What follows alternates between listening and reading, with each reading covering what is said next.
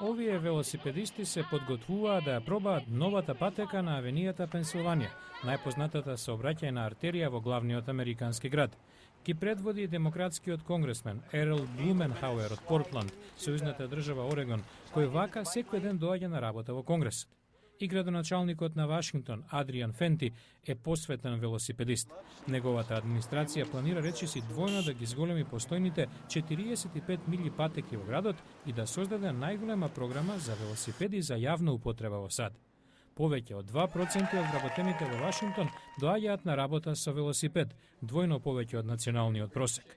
Но критичарите велат дека со преиначувањето на автомобилски во велосипедски ленти само дополнително ќе се влоши сообраќајот во градот. Џон Таузенд е портпарол на Американското автомобилско здружение.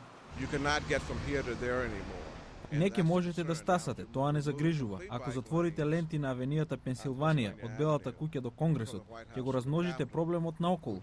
Па сепак многу луѓе како Питер Харник имаат доволно причини да појдат на работа со велосипед. Со возењето велосипед вежбам, се борам против загадувањето, штедам бензин, убаво се чувствувам и тоа понекогаш е најдобар дел од мојот ден.